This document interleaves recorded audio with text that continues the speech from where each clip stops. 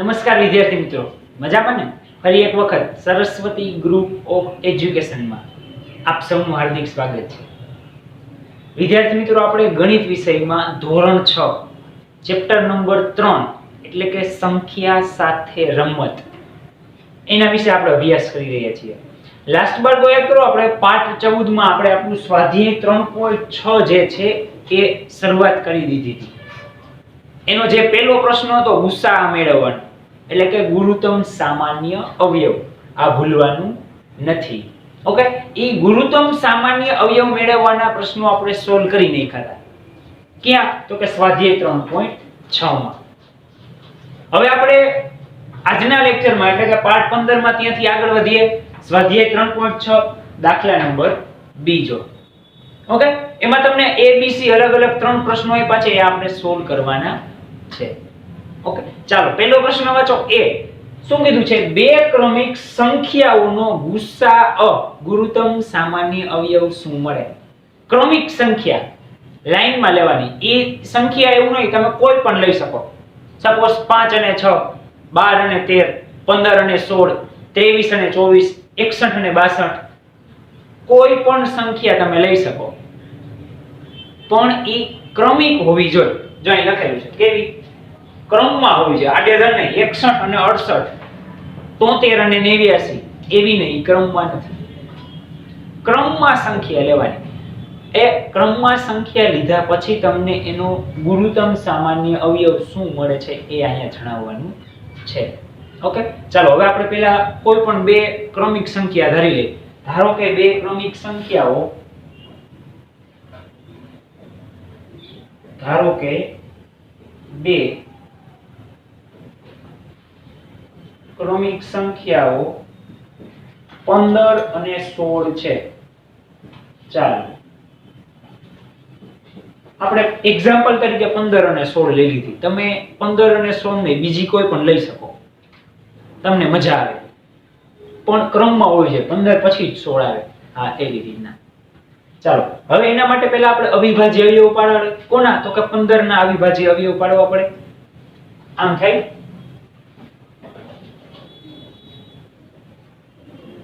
5 તેરી 15, આમ ભાગાય, અથવા 3 પંચા 15, આમ પણ થાય 3 પંચા 15 અને 1 3 3.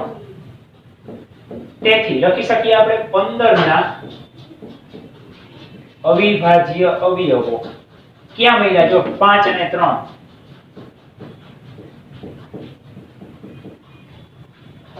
ચાલો હવે એવી જ રીતના 16 ના અવિભાજ્ય અવયવ કરીએ. ચાલો અહીંયા કરીએ. 16 આમ થાય. 16 ના અડધા 8 થાય. હા, 8 દુ 16. 8 ના અડધા 4 થાય. હા, 4 દુ 8. 4 ના અડધા 2 થાય. હા, 2 2 4 અને 1 2 2. હવે આ તો તમને આવડી જ ગયું છે, કારણ કે આપણે શરૂઆતથી કરતા આવીએ છીએ. તો આ શું થયા? 16 ના અવિભાજ્ય અવયવો લખીએ. ચાલો 16 ના અવિભાજ્ય અવયવો શું મળ્યું? 2 કેટલી વાર? 4 વાર. 1 2 3 અને 4. બંનેના અવિભાજ્ય અવયવ મળી ગયા. હવે તો કે હવે આપણે ગુરુત્તમ સામાન્ય અવયવ ગુસાઅ મેળવવા માટે શું કરતા? તો કે બેયમાં જે કોમન હોય ને એ લેતા. પણ આમાં તમે જો 15 અને 16 ના અવિભાજ્ય અવયવ કાઢ્યા, એમાં કોમન તો કાઈ નથી. એકઈ સંખ્યા એવી નથી કે જે બેયમાં આવતી હોય. એટલે આપણે લખી શકીએ અહીંયા 15 અને 16 ના એક પણ સામાન્ય અવિભાજ્ય અવયવ નથી. તેથી 15 અને 16 નો ગુરુત્તમ સામાન્ય અવયવ બરાબર 1. જ્યારે એવી રીતના કોઈ પણ અવિભાજ્ય અવયવ કોમન ન હોય બાળકો, ત્યારે શું કરી નાખવાનું? એનો ગુરુત્તમ સામાન્ય અવયવ કેટલો કરી દેવાનો? 1. એક જ. ઓકે, તો આના ઉપરથી શું ખબર પડે? બે ક્રમિક સંખ્યાઓનો અવિભાજ્ય ટૂંકમાં ગુરુત્તમ સામાન્ય અવયવ કેટલો મળે? 1 મળે. લખી શકીએ. આપણને મેઈન પ્રશ્ન એ જ પૂછ્યો છે. બે ક્રમિક સંખ્યાઓનો ગુરુત્તમ સામાન્ય અવયવ 1 મળે. લખી નાખવાનું. તેથી બે ક્રમિક સંખ્યાઓનો ગુરુત્તમ સામાન્ય અવયવ 1 મળે. ડન? કેટલો મળે? 1 મળે. જ્યારે કોમન ન થતું હોય ત્યારે. ચાલો હવે આપણે આવીએ બી દાખલા તરફ. એમાં શું કીધું છે? બે ક્રમિક બેકી સંખ્યાઓનો ગુસા. અહીંયા એવું એકી બેકી કઈ નહોતું. બરાબર? હવે અહીં શું કીધું છે? તમારે બે ક્રમિક બેકી સંખ્યા લેવી, જેમ કે 2 4 6 8 10 12 14 16 18 આ ક્રમમાં થઈ 4 6 12 14 20 22 હું એમ બોલું 20 ને 28 તો એ ક્રમમાં કહેવાય નહીં. ઓકે, ચાલો પહેલા આપણે શું ધારશું? આમાં જેમ ધાર્યું એમ બે ક્રમિક બેકી સંખ્યા. રીત આ જ છે બાળકો, મેથડ યાદ છે, ખાલી આ આંકડા ફરી જાય, બાકી એમાં બીજું કાંઈ નવું કરવાનું નથી. આપણે બે ક્રમિક સંખ્યા 8 અને 10 ધારી લઈએ. ચાલો ઓકે, ધારો કે બે ક્રમિક બેકી સંખ્યા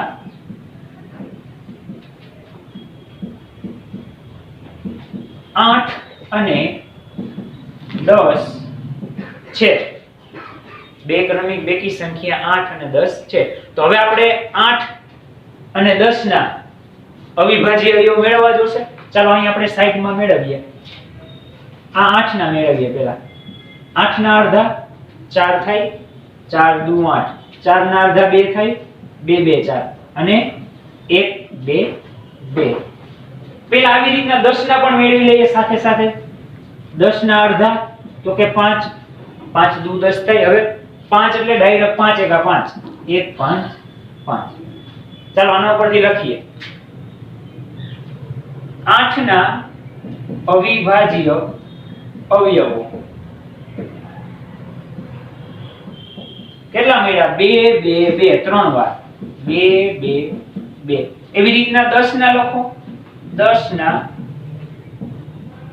અવિભાજ્ય અવયવો 2 અને 5. આ બે મળ્યા. ક્યાં ક્યાં? 2 અને 5. તો હવે આપણે ગુરુત્તમ સામાન્ય અવયવ ગુસા મેળવવાનો છે. તો બેયમાં કોમન જો શું છે? તો કે આ બગડો એક એવો છે કે જે બેયમાં એક એક વાર આવે છે. બેયમાં આવે છે, અહીંયા નહોતું આવતું એટલે આપણે એક કરી નાખ્યો તો અહીં આવે છે કોમન. તો ચાલો લખીએ. પણ 8 અને 10 ના સામાન્ય અવિભાજ્ય અવયવ કેટલા મળ્યા? 2. તેથી 8 અને 10 નો ગુરુત્તમ સામાન્ય અવયવ કેટલો થાય? 2. ડન? હવે આપણને પ્રશ્ન શું પૂછ્યો છે? બે ક્રમિક બેકી સંખ્યાઓનો ગુસા. તો આ બે ક્રમિક બેકી સંખ્યા જે આપણે લીધી હતી ને, કેટલો ગુસા મળ્યો? 2. તો એ પણ આપણે એનો જવાબ દેખવો પડે. તેથી બે ક્રમિક બેકી સંખ્યાઓનો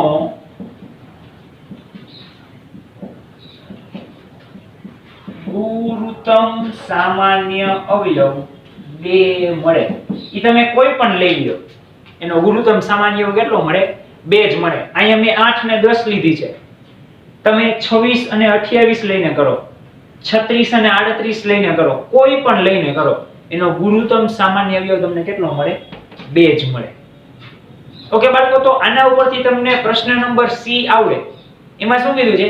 બે ક્રમિક એકી સંખ્યાઓનો ગુરુત્તમ સામાન્ય અવયવ મેળવો.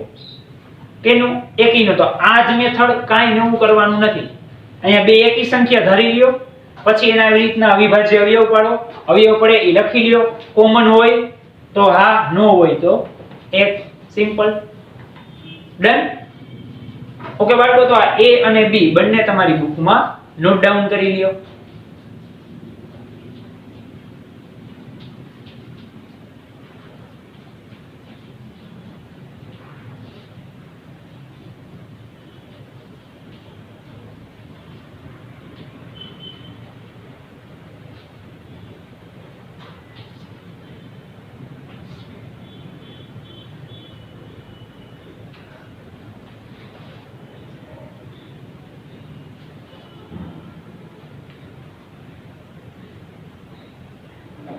ત્યારબાદ ત્રીજી રકમ બાળકો તમને શું કીધી છે?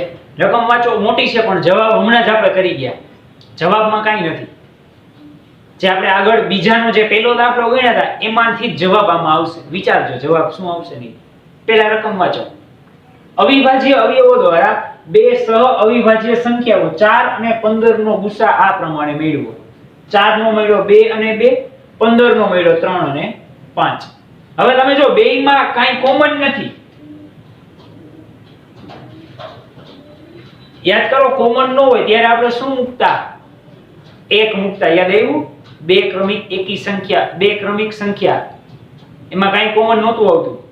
આપણે આગળ જ પેલો જે દાખલો ગણ્યો હમણાં એ, તો ત્યારે આપણે 1 મૂકતા.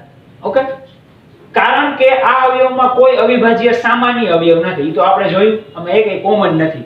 2, 3 અને 5 આવે છે, એ કઈ સરખા મેચ થતા નથી. એટલે કે 4 અને 15 નો ગુરુત્તમ સામાન્ય અવયવ શૂન્ય છે. શું આ જવાબ સાચો છે? શૂન્ય આપણે લખ્યું હતું? ના, આપણે શું લખ્યું હતું? 1 લખ્યું હતું. એટલે આપણે લખીએ ના, આ જવાબ સાચો નથી. કાં સાચો નથી? કારણ આપો. કારણ કે જ્યારે બે સંખ્યા હોય એમાં કોઈ ગુરુત્તમ સામાન્ય અવયવ ન મળે તો એનો ગુસા 1 થાય, શૂન્ય ક્યારેય થાય નહીં. ઓકે, ચાલો લખીએ. કારણ કે બે સંખ્યાઓમાં અવયવ પાડી તેમાં સામાન્ય અવયવ ન મળતા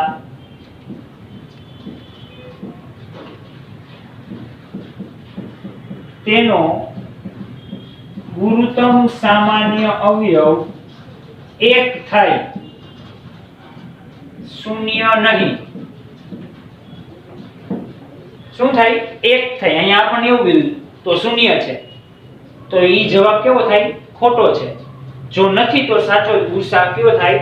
1. એટલે આપણે લખીએ, તેથી સાચો ગુરુત્તમ સામાન્ય અવયવ બરાબર 1. ડન. ગુરુત્તમ સામાન્ય અવયવ કેટલો થશે? 1 થશે, શૂન્ય નો થાય. બેયમાં કાંઈ કોમન ન થતું હોય તો 1 લખી નાખવાનું, જે આપણે આગળ પણ જોઈ ગયા. એમાંથી જ જવાબ છે. ઓકે, એટલે જવાબ તમને આવડે તમારી ભાષામાં તમારે લખી નાખવાનો.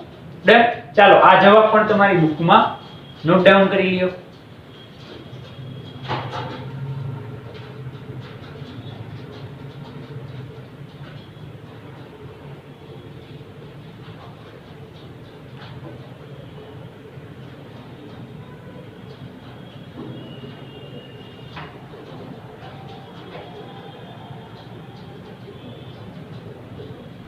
હવે બાળકો સ્વાધ્યાય 3.6 કમ્પ્લીટ કર્યા બાદ એમાંના ઉદાહરણ 8 થી 14 તમારે જાતે કરવાના રહેશે. સાવ સહેલા છે, આ જ મેથડ છે.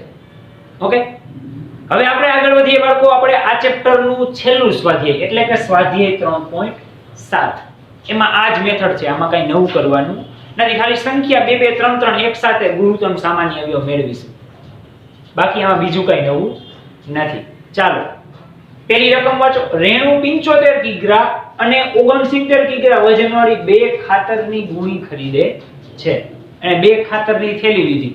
એકનો વજન 75 કિગ્રા હતો, એકનો 69 કિગ્રા હતો. હવે ખાતરના આ વજનનું મહત્તમ મૂલ્ય શોધો કે જે બંને ગુણીના વજનનું ગુણાંકમાં પૂરેપૂરું માપ લઈ શકે છે. ઓકે, તો પહેલા આપણે મહત્તમ વજનવાળી અને ન્યૂનતમ વજનવાળી બે ગુણીનો ગુસા લેશું. ચાલો પહેલા લખીએ. સૌપ્રથમ આપણે 75 કિગ્રા અને 69 કિગ્રા વજનવાળી ખાતરની ગુણીના વજનમાં 75 અને 69 નો ગુરુત્તમ સામાન્ય અવયવ. કા તો કે આ વધુમાં વધુ હોય ને આ ઓછામાં ઓછું હોય, એટલે આપણે આ બે આંકડા લીધા. મેળવીશું. અહીં લખી નાખવાનું મહત્તમ મૂલ્ય 75 અને ન્યૂનતમ મૂલ્ય અથવા વજન લખો તો પણ ચાલે. એટલા માટે આપણે આ બેયના અવિભાજ્ય અવયવ મેળવીશું. ચાલો પહેલા 75. તો સિમ્પલ એકી સંખ્યા છે, બે વડે નો હાલે. 25 તેરી 75 ત્રણ વડે હાલે છે. 5 5 25 આમ થાય. હા, અને 1 5 5 75 નું ડન. હવે આવી જાવ 69 69 ઉપર આવી જાવ. આ પણ એકી સંખ્યા બાળકો, સેમ એસ, બે વડે નો અને ત્રણ વડે હલાવો. 23 તેરી 69 થાય. 23 તેરી 69. હવે 23 ના અવિભાજ્ય અવયવ નો પડે તો 1 23 23 સિમ્પલ કરી નાખ. 1 23 23. હવે ચાલો અવયવ લખાય બે લખીએ. 75 ના સામાન્ય 75 ના અવિભાજ્ય અવયવો. આ એટલે અવિભાજ્ય અવયવો છે. ક્યાં મળ્યા? 3 5 5. એવી જ રીતના આપણે 69 ના લખીએ અવિભાજ્ય અવયવો. ક્યાં મળ્યા? 3 23. કોમન શું છે જો? બેયમાં કોમન જો તો કે બેયમાં કોમન છે 3 લખવાનું. તેથી 75 અને 69 ના સામાન્ય અવયવ ક્યાં છે? 3. તેથી 75 અને 69 નો ગુરુત્તમ સામાન્ય અવયવ શું થાય? 3. આ તો આવડે. હવે આંખ મીચી આ વસ્તુ તો આટલું તો આવડે છે. બે રકમ આપી હતી, બેયના અવિભાજ્ય અવયવો કાઢ્યા. આ મળ્યા, એમાંથી કોમન શું છે? 3 છે. લખી લ્યો તો એનો ગુસા 3 થાય. હવે આના ઉપરથી આપણે કહી શકીએ કે એના ગુણાંકમાં ઓછામાં ઓછું માપ કેટલું હોવું જોઈએ? ગુણીનું 3 હોવું જોઈએ. કેટલું હોવું જોઈએ? 3. એટલે આપણે લખી શકીએ કે માગ્યા મુજબ મહત્તમ મૂલ્ય, આપણે મહત્તમ મૂલ્ય માંગેલું છે, તેથી માગ્યા મુજબ મહત્તમ મૂલ્ય 3 મળે અથવા 3 થાય.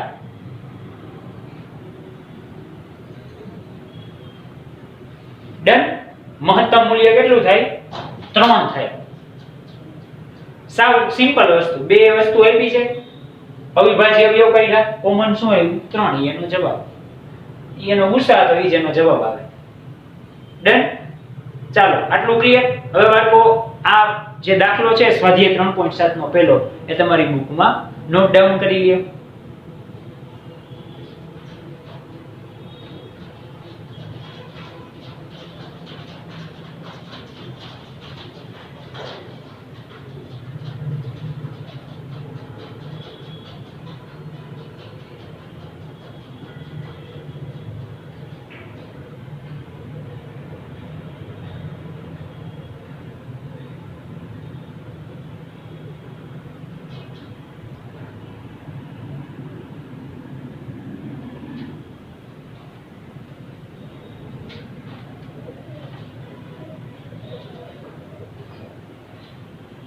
ઓકે બાળકો, તો આજના લેક્ચરમાં પણ એટલે કે પાર્ટ 15 માં પણ આપણે આગલા લેક્ચરની જેમ જ સાવ સહેલા દાખલા ગણ્યા, બધાયના ગુરુત્તમ સામાન્ય અવયવ એટલે કે ગુસાઅ મેળવવા, અને એની મેથડ જે આગળ હતી એની જ છે, એમાં નવું કાંઈ નથી.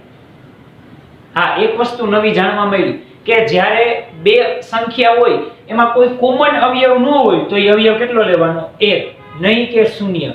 0 લેવાનો નહીં. એ પ્રશ્ન પણ આપણે જાણી ગયા. ઓકે બાળકો, આઈ હોપ કે તમને આ લેક્ચર પણ વ્યવસ્થિત સમજાઈ ગયો હશે. વધુ બાળકો આપણે આગળ પાઠ 16 માં સ્વાધ્યાય 3.7 ના બીજા દાખલાથી શરૂઆત કરીશું. પણ આ વિડિયોની સાથે સાથે એઝ ઇટ ઇઝ તમારે આ વિડિયો સાથે વર્કશીટ પણ આવશે, જે સારા અક્ષરે તમારે રફ બુકમાં કમ્પ્લીટ કરવાની રહેશે. ઓકે બાળકો, તો વધુ આપણે પાઠ 16 માં સ્વાધ્યાય 3.7 ના બીજા દાખલાથી મળીશું. Thank you.